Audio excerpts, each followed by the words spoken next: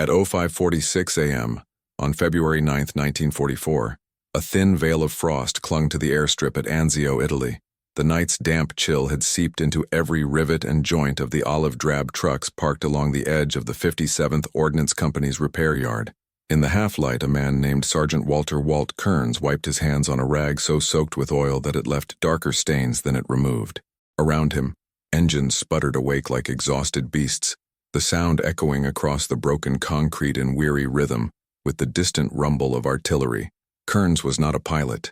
He was a mechanic, a former auto engineer from Toledo, Ohio, who had enlisted in 1942 when his younger brother died aboard the USS Juno.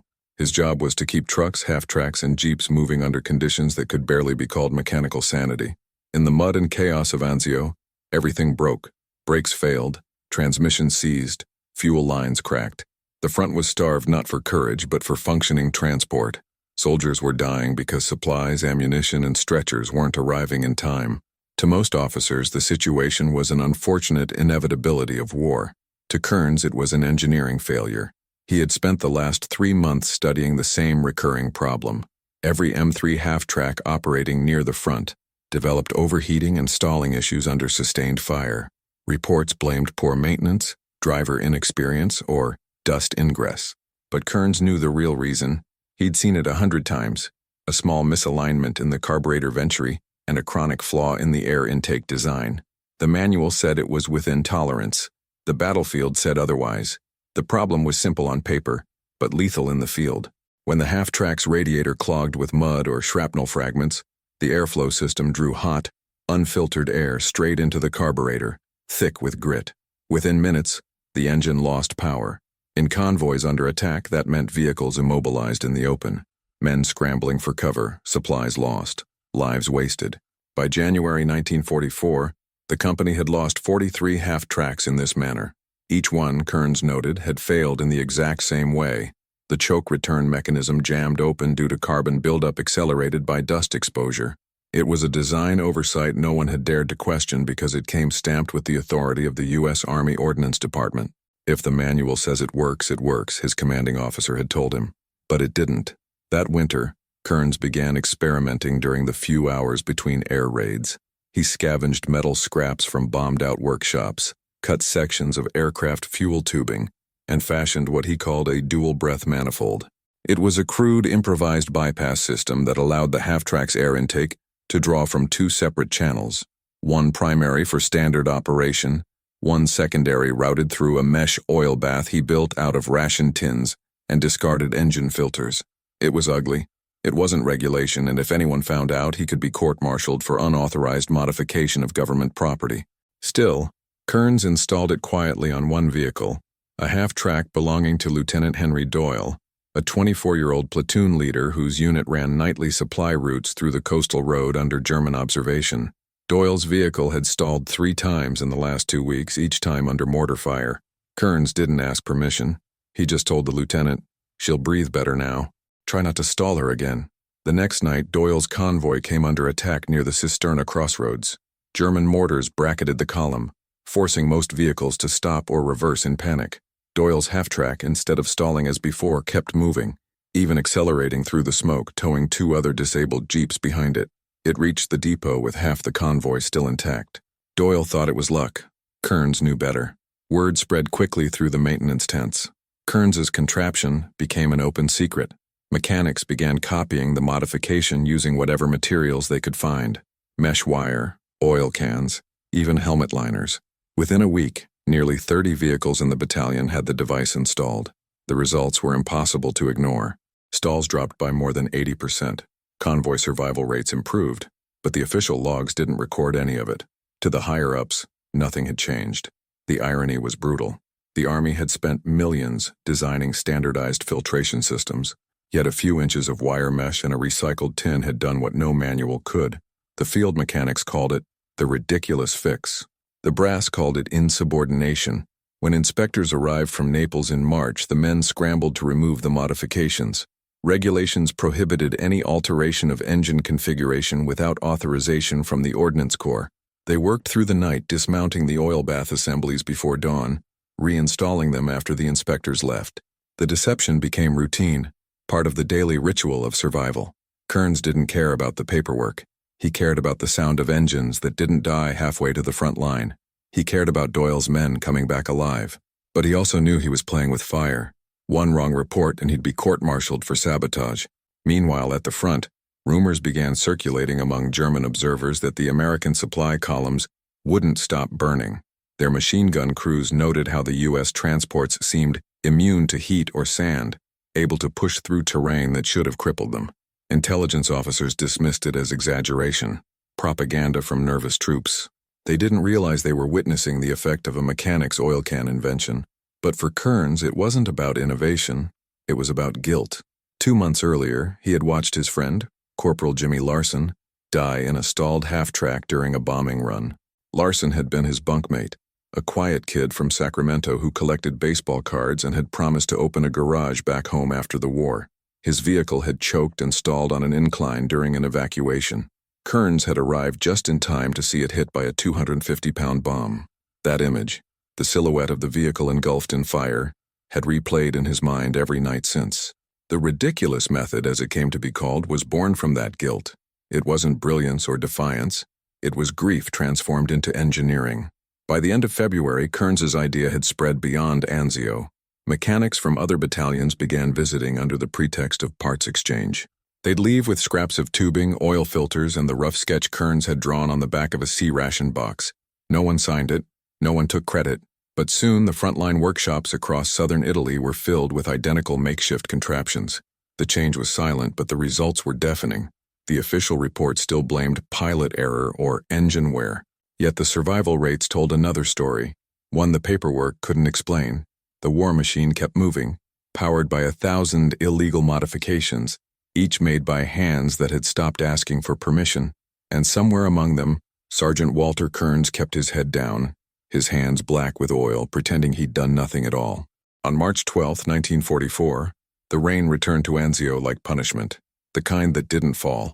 It soaked, the kind that turned soil into tar and made the sound of engines feel like muffled screams under the weight of mud.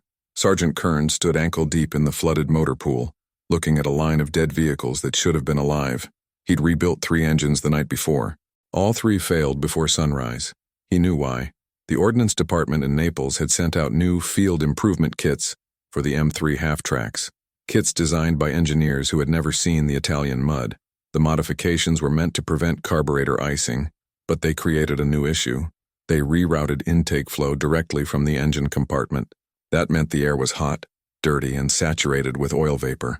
The problem had gone from clogging to choking. It was, as Kearns said, like asking a man to breathe inside his own lungs. But orders were orders. Every mechanic was instructed to install the kits immediately. Refusal meant insubordination. Kearns installed them during the day and quietly removed them at night. He was no hero. He was just tired of burying men for other people's designs. That week he was called to headquarters. Captain Renner, his commanding officer, a man with the stiff posture of a regulation manual, had received word that the Anzio motor pool was operating non-standard equipment. Renner wasn't a bad man, but he was a man of rules, and war demanded obedience more than innovation. "Kearns," he said without looking up from the papers on his desk, "you've been making unauthorized alterations again." "Sir," Kearns replied, "I've been keeping engines running." Renner set the paper down. "You're tampering with government property. You know what that means under Article 108? Kearns didn't flinch. "It means we're winning convoys again." Silence. Only the rain against the tent canvas. Renner sighed. He knew. Everyone knew. But rules were the spine of the army, and without them, everything fell apart. Finally, he said, "If this goes wrong once, if one engine fails, if one man dies because of your little miracle, I'll have you on the first boat home in chains, understood?" Kearns nodded. "Understood, sir." He left the tent with his jaw clenched. Behind him, the sound of typewriters clattered like distant gunfire, each key pressing out the illusion of control. That night, Kearns worked under blackout conditions, using the faint glow of a lantern shielded behind a Jeep hood. The air reeked of oil and ozone. He was fitting the modified intake on Lieutenant Doyle's new vehicle, an M5 variant with reinforced plating. Doyle stood nearby, smoking in silence. "You really think this thing's what's keeping us alive?" Doyle asked. Kearns didn't look up. "I think it's the only thing that's listening." When he finished, he tested the throttle. The engine purred like it hadn't in months. The steady rhythm felt alive, almost defiant. Doyle smiled. "If this keeps me from walking home again, I owe you a drink after the war." Kearns wiped his hands. "Make it two." The next morning, at 06:15, Doyle's platoon rolled out toward Campione Ridge for an ammunition resupply. Halfway through the route, the convoy came under Stuka attack, screaming sirens, low dives, machine gun fire ripping through the columns. Trucks veered off the road, men dove for cover. Doyle's half-track took shrapnel to the side panel, but the engine held. He pushed through the cratered road, towing another vehicle that had lost its wheel. By the time the smoke cleared, 5 vehicles were gone. Doyle's was the only one still running. That evening, he returned covered in dust and disbelief. "It didn't even cough," he told Kearns, still trembling from the adrenaline. "Not once. It just kept going." Word spread again, but this time it reached ears it shouldn't have. A colonel from logistics demanded an inspection. The official record described it as a mechanical irregularity investigation. To Kearns, it was a noose. The inspection team arrived 2 days later. Clean uniforms, clean boots, clean hands. They disassembled engines that had survived hell, scribbling notes about non-conforming intake structures and unauthorized adaptation of field components. Kearns stood by silently, his stomach burning. The inspectors didn't care that those engines had saved men. They only cared that the paperwork didn't match. At dusk, the colonel ordered all modified vehicles grounded pending review. The decision was final. The next night, the front collapsed. The Germans launched a sudden counterattack east of the ridge. The supply line was cut, and the only vehicles capable of pulling the artillery out of encirclement were the grounded half-tracks. Crews begged to use them. Permission denied. Regulations. Procedure. Command would not risk compromised equipment. But Doyle didn't wait for permission. He found Kearns in the motor pool, hands still black with grease. "They're trapped out there," Doyle said. "If we don't move now, they're done." Kearns looked at the line of grounded vehicles, engines silent under the weight of bureaucracy. How many men? Dozens. Kearns didn't hesitate. "Start the engines."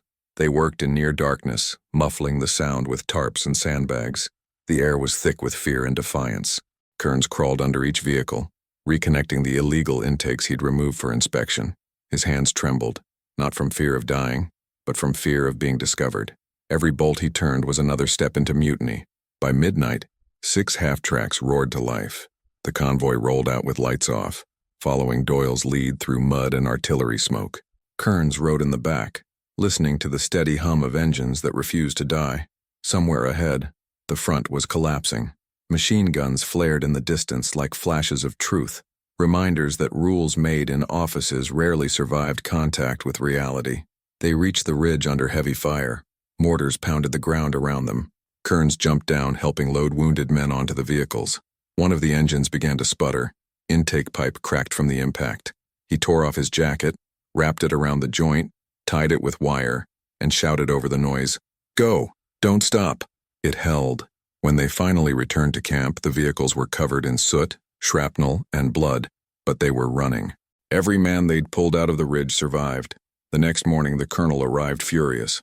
"Who authorized last night's movement?" he demanded. No one answered. He pointed at Kearns. "You?" Kearns met his eyes. "Sir, the vehicles were operational." "That's not the point," the colonel barked. "You violated a direct order." "Maybe," Kearns said, voice steady. "But so did the enemy when they started shooting." The colonel's face turned crimson. He opened his mouth to respond, but stopped when Lieutenant Doyle stepped forward. "Sir," he said quietly, "if not for Sergeant Kearns, you wouldn't have anyone left to yell at." The tent went silent. Outside, the engines of the half-track still rumbled softly, like an argument that refused to die. The report that followed was predictable. The colonel cited gross negligence of protocol and experimental tampering, recommending immediate disciplinary action. But higher command, having just received word of the successful evacuation, overrode it. Further inquiry suspended pending field results. It was the closest thing to vindication Kearns would ever get. Still, the label stuck. Among the men, his creation was known as the ridiculous method. Among the officers, it was the Kearns violation. Neither title mentioned the truth, that an unapproved, hand-built air intake had saved more lives in one night than 3 months of official engineering had managed. That night, Kearns sat alone in the workshop, listening to the quiet ticking of cooling engines. Outside, The rain had stopped. The moonlight caught the sheen of oil on the floor like a dark reflection. He reached into his pocket and pulled out a small photograph. Jimmy Larson, his friend from Sacramento, smiling beside an old Ford pickup. Kearns set it on the workbench. "I finally fixed it, Jimmy," he whispered. Somewhere in the distance, another convoy started its engines. The sound rolled through the valley like the heartbeat of something larger than orders, something human, persistent, and quietly defiant. The ridiculous method had just begun its silent war. On the night of April 3, 1944, the wind coming off the Tyrrhenian Sea carried the scent of cordite and diesel. The Anzio front was a furnace of noise, artillery booming in the distance, searchlights crawling across the sky, and somewhere between them, the 57th Ordnance Company preparing for a mission no one believed could work. The plan was desperate, a night convoy across exposed ground to deliver ammunition to the 45th Infantry pinned near Aprilia. Every prior attempt along that same route had ended in burned trucks and blackened steel. Lieutenant Doyle, still limping from shrapnel in his leg, was in command of the lead vehicle. Behind him, 5 others idled, each one illegally modified by Sergeant Kearns and his mechanics. Their engines hummed with the low, even tone of confidence. Doyle leaned out the hatch, his face ghostly in the lamplight. "You sure this'll hold, Walt?" he asked. Kearns, tightening the last clamp on a fuel line, looked up without answering right away. He wiped his hands and said quietly, "If it doesn't, it won't be because she couldn't breathe." At 21 hours, they rolled out. No headlights, no radio chatter, just the soft growl of engines and the creak of suspension under the weight of ammunition crates. The road ahead was a shattered artery of war. Craters, wreckage, burnt rubber. They advanced mile by mile, the sky flashing in pulses from distant anti-aircraft guns. Halfway through the route, the first challenge hit. A German observation post had spotted movement. Within minutes, flares lit the sky, turning the night white. Machine guns opened from the hillsides. Tracers zipped across the road like fiery threads. Doyle's half-track swerved, his driver gripping the wheel hard, but the engine didn't falter. Kearns watched through the slit window, hearing the rhythm of engines sync as one, a mechanical heartbeat that refused to break under fear. A shell exploded near the third vehicle, sending a burst of mud and debris into the air. One of the filters tore loose. Kearns climbed onto the running board mid-ride, clinging to the side rail, reaching under the hood with his bare hands, while the truck bounced and rattled over the cratered ground. He wrapped wire around the intake mount, sealing it against the vibration, his fingers bleeding from heat and shrapnel dust. "Hold it steady," he yelled, his voice swallowed by the roar. The engine caught again, clean, smooth, alive. They kept moving. By 23 they reached the ruins of Aprilia. Smoke hung low like fog. The infantrymen waiting there looked up in disbelief as the convoy emerged from the haze. Engines steady, headlights blacked out, but every vehicle intact. Doyle jumped down first, barking orders to unload. The men on the ground whispered among themselves. No one understood how they'd made it through. Kearns stayed near the trucks, listening. The engines idled like satisfied beasts, radiators ticking softly. To him, that sound was victory. Not medals, not speeches, just the mechanical proof that a simple idea, born in guilt and oil, had defied every line in the manual. They stayed for 2 hours, distributing ammo and evacuating the wounded. When the convoy finally turned back toward Anzio, the horizon behind them glowed red from renewed bombardment. On the return, one of the half-tracks hit debris and lost a tire, but the rest pushed on, pulling it all the way back to base before dawn. It was the first convoy in months to complete that route without a single engine failure. In the following days, whispers of the ridiculous method spread beyond the 57th Company. Mechanics in other divisions began replicating the dual intake design, often without even knowing its origin. They called it the Anzio mod. Some said it came from field engineers, others from the British 8th Army or even captured German schematics. The truth was simpler. It came from a sleepless sergeant with a wire cutter and too many ghosts in his head. By May, the modification had reached the 3rd Infantry Division. Field reports began to note unusual mechanical resilience in vehicles operating near the front. The tone was bureaucratic, but the meaning was clear. Something was working. The enemy began to notice, too. German air reconnaissance reported American convoys showing unexpected mobility across soft terrain. Pilots mentioned in their briefings that U.S. transports no longer stalled under stress. The Luftwaffe couldn't understand why. They never would. In Naples, however, someone did start to notice. A logistics officer named Major Alan Voss reviewed the maintenance statistics and realized the anomaly wasn't luck.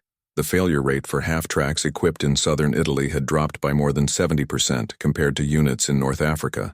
He ordered an inquiry and traveled to Anzio in late May. When he arrived, he found a workshop filled with mechanics who worked like ghosts. Silent, efficient, eyes down. Kearns was there, hunched over a disassembled carburetor. Voss watched for a moment, then asked, "Who authorized this modification?" Kearns looked up, wiping grease from his face. "No one, sir." Voss studied him. "Then why does every vehicle in this sector have it?" "Because they need to come back," Kearns said simply. The major said nothing for a long time. Then, quietly, he told Kearns, "You know, if this becomes official, it won't have your name on it." "I didn't do it for that," Kearns replied. Voss nodded. He understood more than he admitted. A week later, he filed a confidential memorandum recommending that the Anzio modification be standardized for all half-tracks operating in the Mediterranean theater. The recommendation was stamped pending review, a bureaucratic purgatory that lasted just long enough for the war to move on. But the field didn't wait. By the summer of 1944, Kearns's design, rebuilt, simplified, and quietly copied, was installed on nearly every operational half-track in Italy and southern France. It was never acknowledged publicly, but the statistics spoke for themselves. Longer operational hours, fewer breakdowns, more missions completed. The ridiculous method had become doctrine, though no one dared to say so. Still, Kearns felt none of it. For him, the war remained a graveyard of what-ifs. Every working engine reminded him of one that had failed too late. The men joked that he never smiled, never celebrated. He'd nod when a convoy returned safely, then go back to his workbench as if he hadn't heard the praise. One afternoon in July, while repairing a damaged radiator, Doyle approached him. "They're saying your fix made it all the way to France," he said, lighting a cigarette. "You realize that, right? You saved more lives than any of those colonels ever will." Kearns didn't look up. "I didn't save anyone. I just stopped the engines from killing them." Doyle exhaled smoke and watched him for a while. "You know they'll forget your name, right?" Kearns tightened a bolt. "Good. Then no one will come asking for another miracle." That night he sat outside the tent, staring at the dark horizon where the front still burned faintly. He could hear the faint rumble of convoys moving north, engines breathing through the filters he had built by hand. The sound was distant but steady, alive. War, he realized, wasn't won by the men who gave orders, but by the ones who disobeyed them at the right moment, the ones who saw the flaw, fixed it quietly, and never asked for permission. Months later, when the front finally shifted beyond Anzio, the 57th Ordnance Company was reassigned to Naples for refitting. Before leaving, Kearns dismantled his original prototype, the first oil bath intake he had built from a tin can and scrap wire. He wrapped it in a rag and buried it behind the motor pool. No one saw him do it. No one knew why. But years later, when the records were finally declassified, engineers found a note scribbled in pencil on the back of an old maintenance log, dated April 1944. It read, "Engines breathe like men. Starve them and they die. Give them clean air and they carry you home." It was unsigned. The ridiculous method would go on to influence post-war engine design across Europe and the United States, appearing in technical diagrams, patents, and training manuals without a single mention of the man who had conceived it under fire. And that was exactly how Sergeant Walter Kearns wanted it. In September of 1945, when the war was finally declared over, the docks of Naples filled with men who no longer knew how to live in silence. Ships came and went in the salt-stung dawn, carrying home the living, the broken, and the ghosts they couldn't leave behind. Sergeant Walter Kearns stood among them, duffel bag slung over his shoulder, his uniform faded to a color between olive and ash. The engines around him roared as they always had, but for the first time in years, he wasn't responsible for keeping them alive. He was 35, though he looked closer to 50. His hands were permanently stained black from grease, his nails lined with the fine dust of burned fuel. The Army had offered him a commendation, a field maintenance distinction, a bureaucratic medal for mechanical reliability. He turned it down. "The men earned it," he said. "I just made sure the bolts stayed tight." When he reached Toledo that autumn, the war felt impossibly far away. The air smelled of grain and wet asphalt, not cordite and diesel. He found work at a small repair shop near the Maumee River, fixing farm trucks and tractors. Every morning, he opened the metal shutters, rolled up his sleeves, and did what he had always done, listened to engines breathe. The neighbors knew him as quiet but kind, Children brought him bicycles with broken chains. Old farmers came with engines that coughed and wheezed. He fixed them all without a word, as if speaking might scare the life back out of the machine. At night, he'd sit on his porch with a cup of coffee, watching the sky fade to gray, and think about the men who'd never come home to watch anything again. He never mentioned Anzio, never told anyone that the design now used in nearly every U.S. transport vehicle had begun in his hands, under the cover of blackout cloth with wire cut from ration crates and hope carved out of desperation. When the Army finally standardized the dual-breath intake system in 1946, the credit went to the Ordnance Department. A paragraph in a technical report cited, "Innovations observed in field conditions, Southern Italy, 1944. No names, no signatures." That was fine with Kearns. Recognition had never been the point. Sometimes in the evenings he'd visit the local VFW hall. The younger veterans spoke of Normandy, of Bastogne, of flags and victory. Kearns would sit at the end of the bar, listening, nodding politely. When asked about his time overseas, he always said the same thing. "I worked with engines." But those who paid attention noticed the weight behind his words. He wasn't hiding modesty. He was protecting memory, the kind of memory that still smelled of burning oil and blood. In the winter of 1952, a letter arrived from a name he hadn't seen in nearly a decade, Henry Doyle. Now a captain, Doyle wrote from Korea, where he was leading a motorized unit through terrain that reminded him too much of Italy. "Walt," the letter began, "I still think of that night at the ridge. The engines didn't stall once. I don't think any of us realized what you'd done until years later, when I saw the same system in our new half-tracks here. They don't even know it's yours, but I do." Kearns read the letter twice, folded it carefully, and slipped it into his toolbox. He never replied. When he died in 1961, there was no military funeral, no headline, just a small gathering at a windswept cemetery outside Toledo. A few neighbors came. One or two men who had served under him sent flowers. His tombstone read simply, "Walter Kearns, U.S. Army, 1910-1961. No mention of the machines that had carried so many men home because of him. Decades later, an archivist at the U.S. Army Ordnance Museum stumbled upon an unmarked folder while cataloging maintenance logs from the Italian campaign. Inside was a hand-drawn sketch of an air intake assembly dated February 1944. The signature line was blank, but in the corner, a faint grease fingerprint smudged the paper. Next to it, a note in pencil. "Tested on Doyle's track. Works under load." No further documentation existed. No record of authorization. Just the evidence of something quietly revolutionary. The kind of innovation that keeps men alive but never makes history books. Today, the principles behind that ridiculous method still exist in modern engine design. The concept of dual intake flow, adaptive filtration, self-cleaning systems under stress. Engineers teach it as a technical evolution, not a moral one. But somewhere behind the equations lies the echo of a man in a rain-soaked hangar, tightening a wire while bombs fell around him, refusing to accept that good enough was good enough when lives depended on it. Every so often, visitors at the Anzio War Museum notice a small display tucked away in the back corner. A rusted section of steel tubing, a hand-labeled tag reading, "Field Modified Intake Anzio, 1944, origin unknown." Most walk past without a second glance. A few stop, tilt their heads, and wonder who built it. No one can say for sure, but if you listen closely to the old recordings, to the engines that still hum through time, you might almost hear it. The faint rhythm of an idea that refused to die. The breath of a machine made clean again by the hands of a forgotten sergeant. Wars are remembered for their generals, their battles, their triumphs of will. Yet history often forgets the smaller victories. The ones forged not in command tents but in grease and sweat, by men who saw the flaw and fixed it without permission. Men like Walter Kearns, who changed the war not through orders but through understanding. And somewhere deep in a dusty archive or under a rusted hood, his fingerprints remain, invisible, uncredited, but eternal in motion.